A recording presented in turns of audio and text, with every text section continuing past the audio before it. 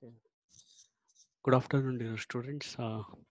In the last sessions, we had discussed different types of amplifiers like MOS amplifiers, common source, common drain, common gate, and the cascade amplifiers also we had seen in the last module. The amplifier parameters were derived and its frequency response were also discussed so that the small signal analysis and the large signal analysis was done. The higher frequency response was also discussed for all the amplifiers. The cutoff frequency was analyzed. Now, in the entire last 4 module, we had discussed the amplifiers wherein which we had given only a single input, okay, or a single ended input. Now comes a unique set of amplifier known as a differential amplifier. A differential amplifier takes input in both ways, both in the differential mode and in the single moded mode. If you provide two different inputs, it is called as a differential input. The differential amplifier can be implemented by making use of BJT, that is bipolar junction transistor, and as well as the MOSFET. The region of interest, whatever the topic which we need to discuss here is a differential pair using a MOSFETs. The first thing we need to understand here is why we go for a differential pair when you have a single-ended amplifier. The single-ended amplifier may have certain advantage, but out of all those things, the differential pair has certain important reasons to be emphasized. So what are those important reasons? It has been listed here. You can note here the differential pair is less sensitive to noise and interference than in the single-ended circuits. As in the beginning of the class, I told the single-ended inputs mean to say you are going to provide a single input. Differential input mean to say you are going to give two different inputs. Noise plays a very important role. Okay, the circuit, when it is behaving, any circuit for that matter, if you take, if it is susceptible for noise and interference, then we have to think over it. An alternative has to be found. So this differential pair is less sensitive to noise. That is what we can say. The differential configuration, whatever we have given, which we are going to be discussing, enables to bias the amplifier and to couple amplifier stages together without need for bypass capacitor and coupling capacitance. The point which is quoted here is the second point. By making use of differential configuration, we can avoid bypass capacitors and coupling capacitors. There are different advantages associated with respect to single-ended, but when you go for a differential pair, these are the two important things which will draw conclusion differential pair is a need of hour. Now, after being told why we have to go for a differential pair or a differential concept, now we have to go for the basic fundamental amplifier, that is the differential pair, by making use of mass Q1 and Q2. So Q1 is biased with a VG1 and Q2 is biased with a voltage VG2, and a constant current source which is indicated here. The constant current source, I repeat, the constant current source is made used so that the Q1 and Q2 transistors are in saturation. As you can observe, purely the current source I is used for biasing. So the device differential pair make uses Q1 and Q2 transistor, resistor RD, and the current source I. The Q1 and Q2 transistor source are joined together and it is connected to a current source. The other end of current source is connected to VSS. And you have another power supply VDD which is connected to drain terminal through a resistor, and that is also used for biasing. So these are associated with respect to the simple differential pair where a DC components are being discussed now. A VG1 and VG2 can be a AC voltage, can be a DC voltage. Okay. If I provide both the inputs, it is called as two separate inputs. If I provide, it is called as the differential input. If I provide for out of Q1 and Q2, one of the input is grounded, and if you provide only one input, it is called as a single-ended input. Likewise, the output can also be taken at the two different terminals, drain of Q1 and drain of Q2. I repeat, drain of Q1 and drain of Q2. Okay, output can also be measured in both in single-ended as well as in the double-ended or the differential. As a differential signal, it can be measured. Now, whatever components which is being used, Q1 and Q2 transistors should be matched. The resistors RD and RD, whatever we have been incorporated in the circuit, should be matched. The current source should be an ideal one so that it will not have any output resistance. It is indicated as an infinite output resistance for a current source, or more or less it is to be assumed as a ideal current source. So this is a basic structure of MOS. Now we'll analyze the circuit with given a single common input, and we'll observe how the devices are biased. Okay, operation of this differential pair with common input. The common input stands for, we have in the previous circuit VG1 and VG2. In this present circuit, we are going to connect VG1 and VG2 to a common input called as VCM or VICM, whatever you want. It is understood that that is a common input. Okay, both VG1 and VG2. Since the transistors are matched, the current which is flowing through the device I is equally divided. You need to understand the current which is flowing here will be equally divided, or the other way around. The current which is flowing through Q1 and Q2 will be 50% of the bias current I of the current source. That is how we need to bias the transistors. Now, you have the voltage at the source terminal. If I indicate this is a source terminal, the voltage at this point at the source terminal can be written as, denoted as Vs, which is equal to Vc minus Vgs.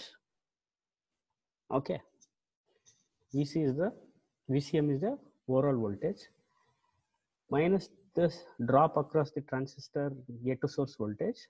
I can say that Vc is equal to Vcm minus Vgs, where Vgs is the gate to source voltage and the devices are biased to carry the 50% of the drain voltage, drain current. And of course, the devices is assumed to have no channel length modulation. or other way around, it is indicated in simple terms, lambda is equal to 0. Okay. Now, since the device is being what biased at 50% of both the device Q1 and Q2 are biased at 50% of the current from the current source, whatever. So I is replaced with I by 2. Okay, the current I carrying through the drain of Q1 or Q2 can be replaced with I by 2. So therefore, the overdrive voltage can be written as, when you simplify the above equation, it is under root I divided by K and dash W by L, where K and dash is equal to mu and Cox.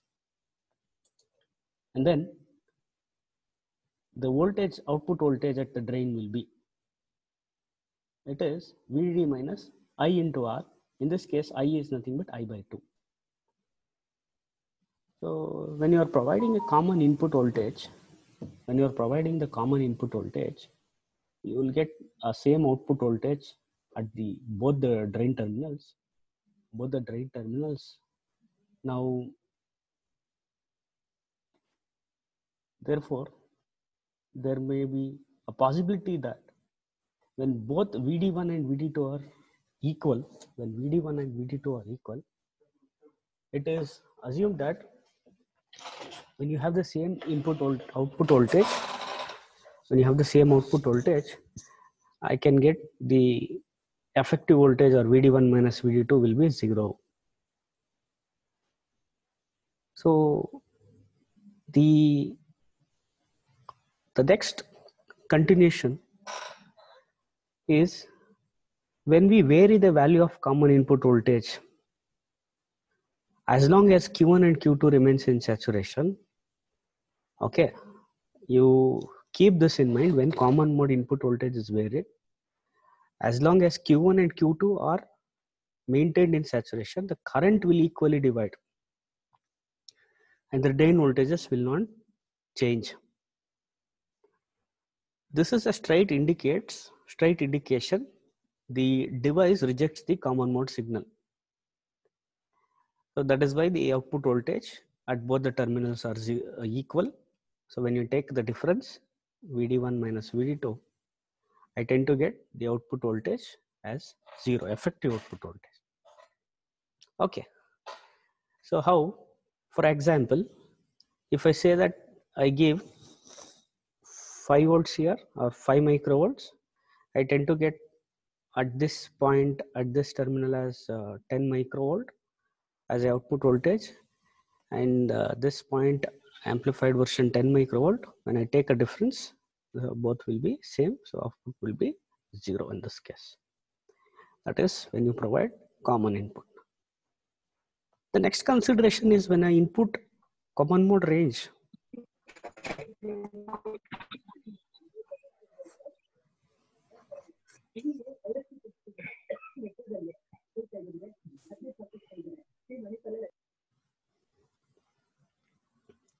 Sorry for the disturbance. Okay, the input common mode range, in this, if you provide the range of VCM over which the differential pair operates properly, what is the maximum and minimum range with which the common mode input to be varied, it is given here. Okay, the highest value of VCM and the lowest value of VCM.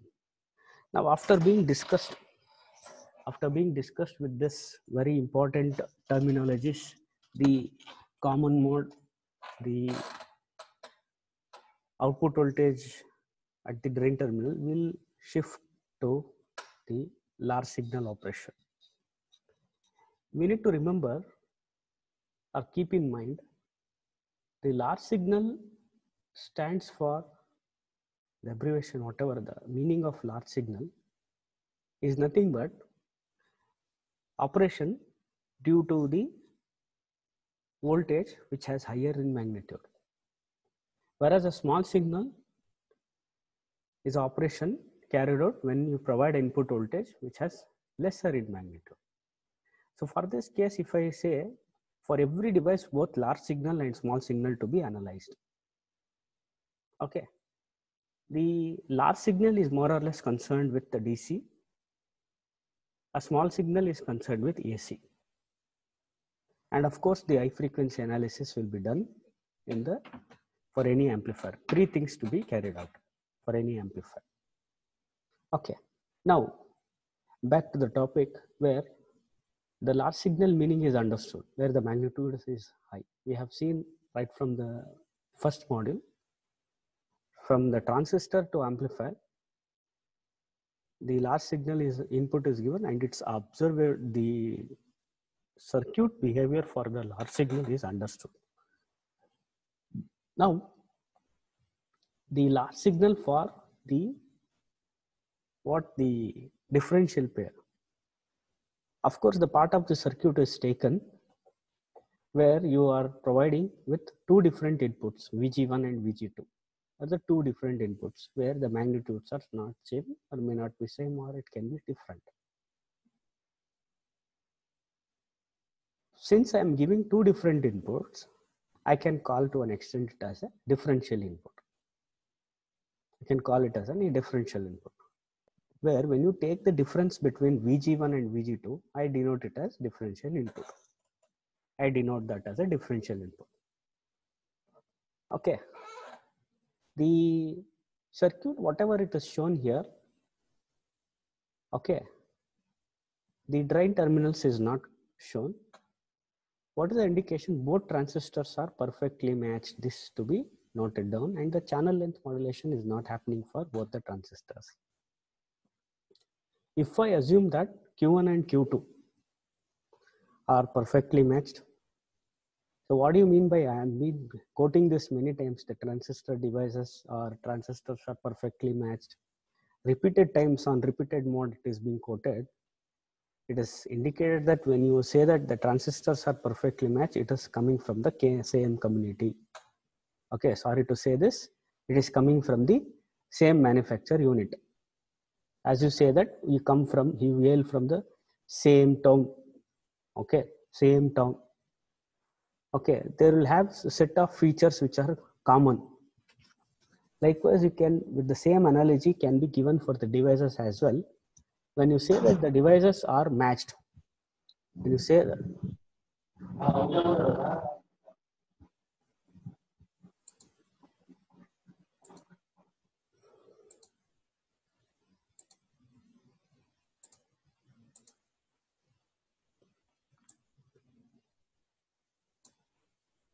so when you say that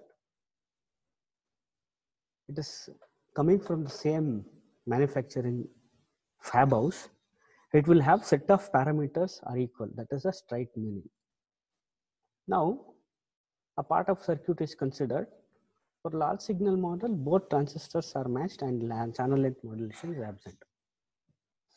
So I can denote both transistors are in saturation. I can say that let ID1 be the drain current of transistor Q1 and similarly ID2 be the transistor current for Q2 transistor.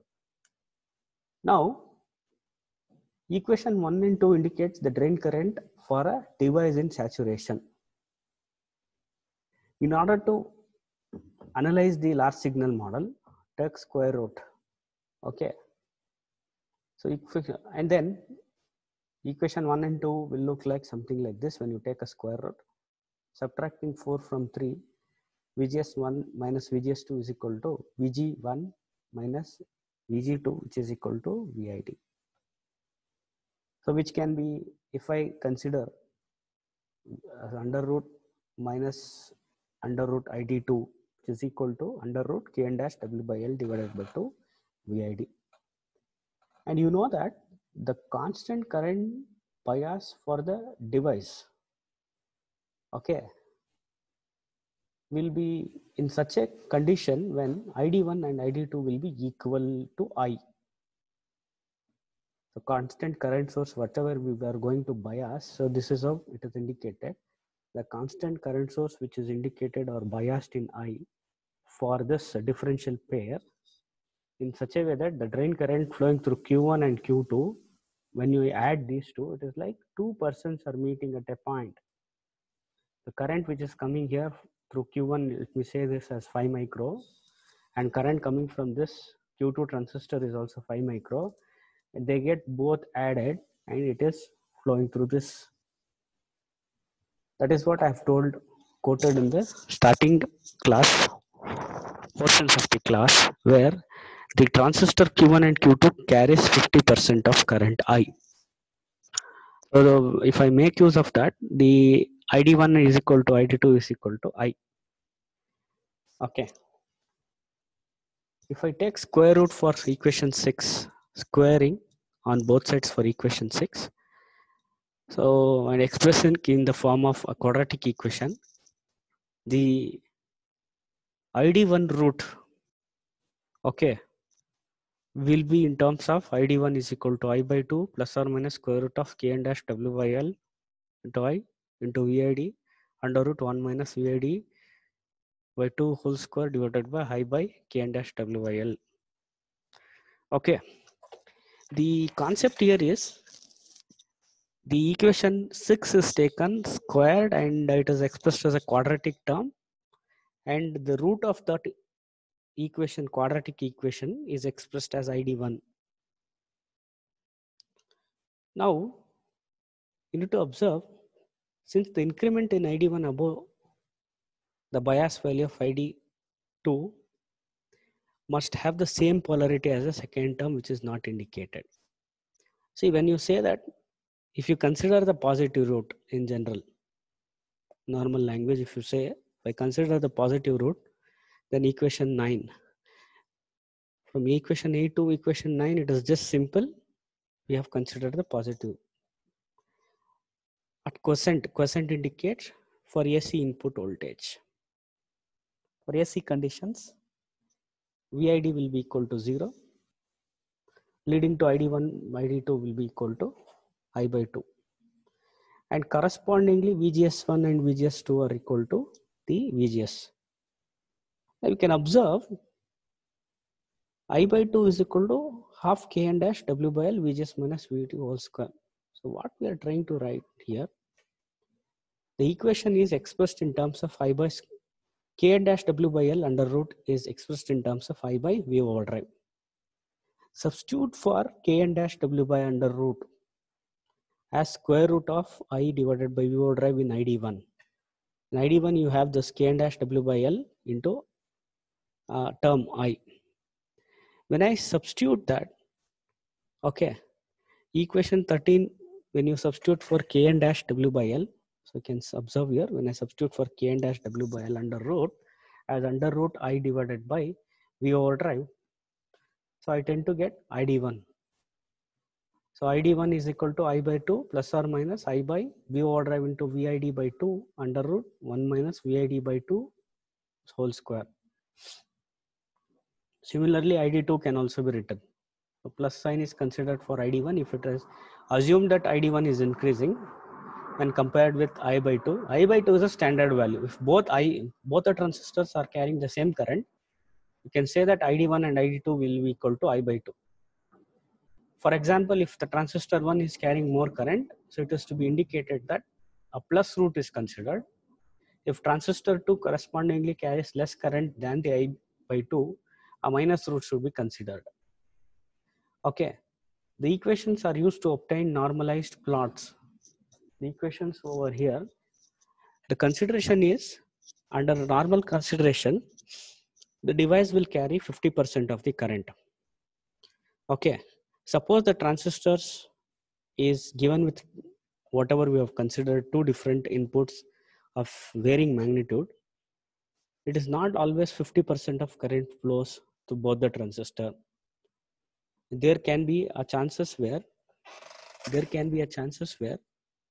the conditions, the transistor Q1 can carry more current. For example, if 100% of current is provided from the current source, the transistor Q1 can carry 60%.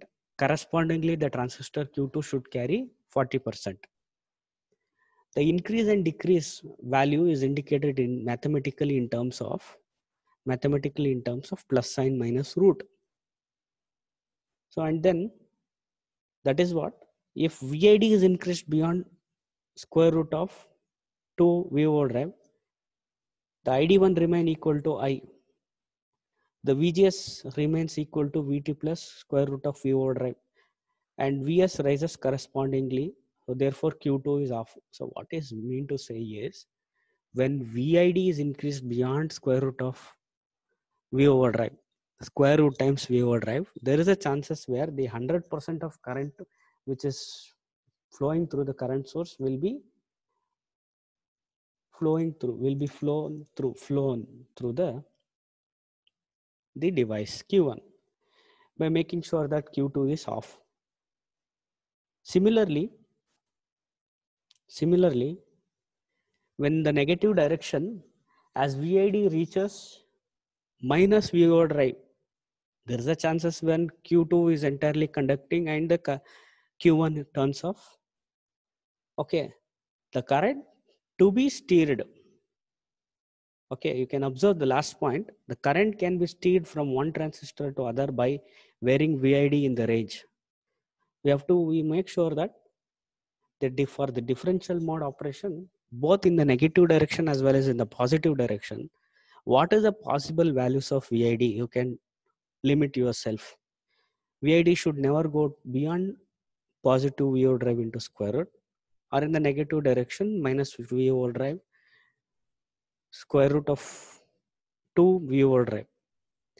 If it is exceeding these limits, the transistor alternate if one transistor is going to conduct the entire current and making sure that the other transistor shuts its operation. So therefore a range is a must to be defined for the normal operation of the differential mode.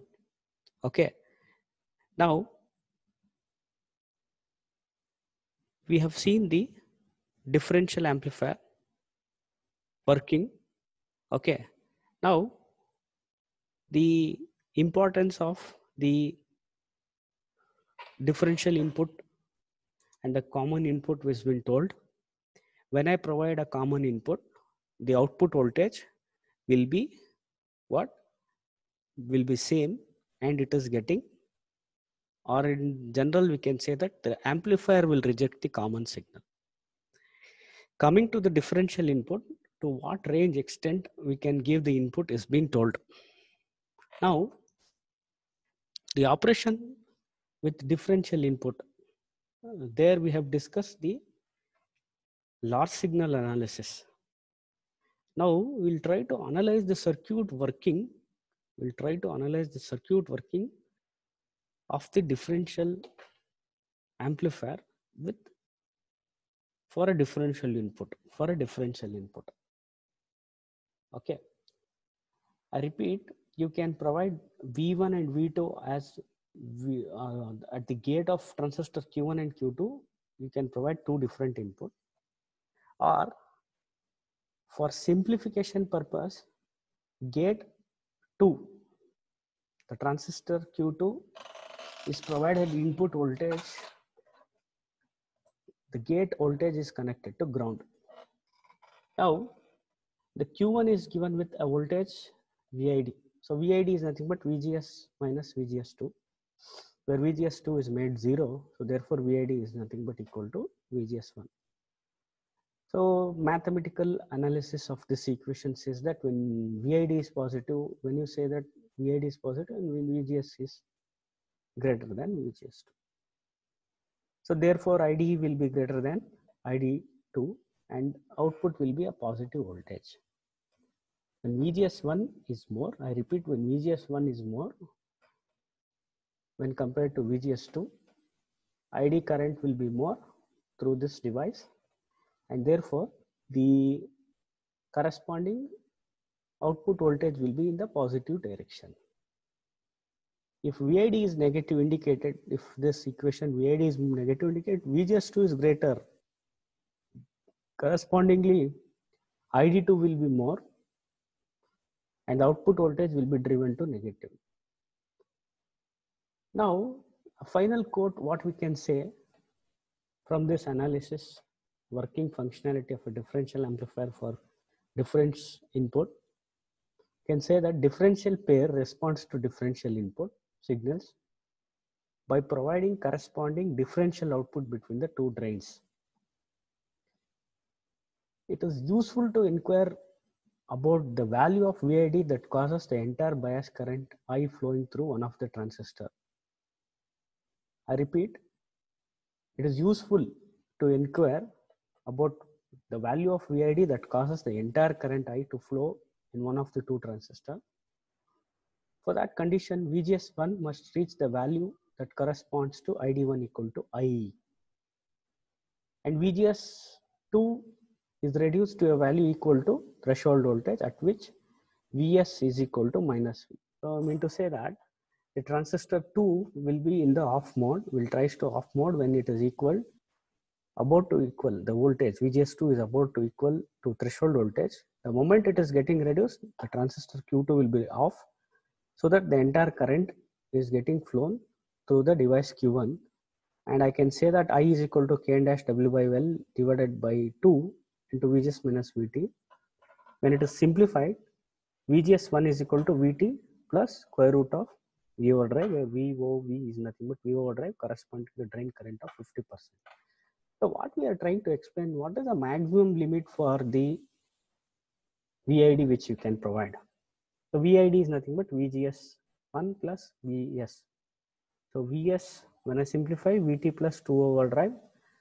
Okay, so VID is nothing but, both get cancels, 2 over drive. So this is a condition which is being given for the normal. Okay, now if I say that what we are trying to discuss in the operation for the differential pair, what is the maximum condition? In the entire discussion, it is said that what is the condition when VID leads to positive voltage, or what is the condition which VID leads to a negative voltage, which is being discussed. Now, you have a condition where, a figure where the circuit is considered as two half circuits. I mean to say, the device, okay, and then the current flowing through this can be given or told with I is equal to VIC divided by 1 plus GM plus 2 RSS. Now, in the entire discussion, we have seen through that what is the possibility of the circuit with common input is given or a difference input is given. Okay, what is the possible condition you can drive the circuit current of whatever the device which is given here, the current source current will be made equal to the entire current flowing through the device. And the conditions was also discussed, the conditions corresponding to the where normal basic differential pair where you have ID1 and ID2. The consideration is very simple.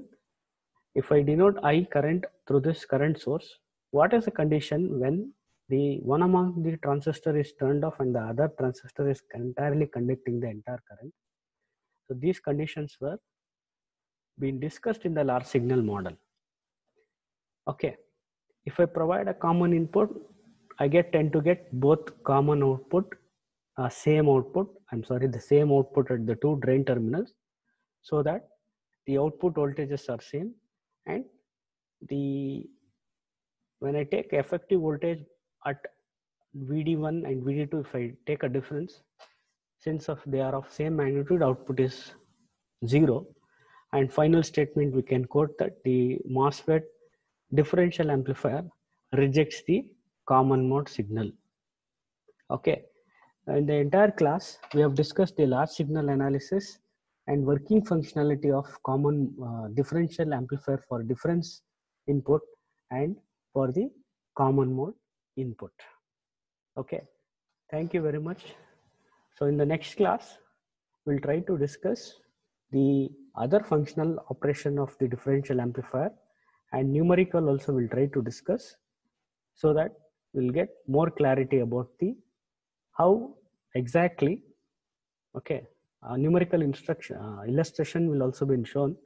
You can understand how exactly at both at drain terminal you tend to get how it is when you take effective voltage, how it is zero, numerical for whatever values you give for VICM.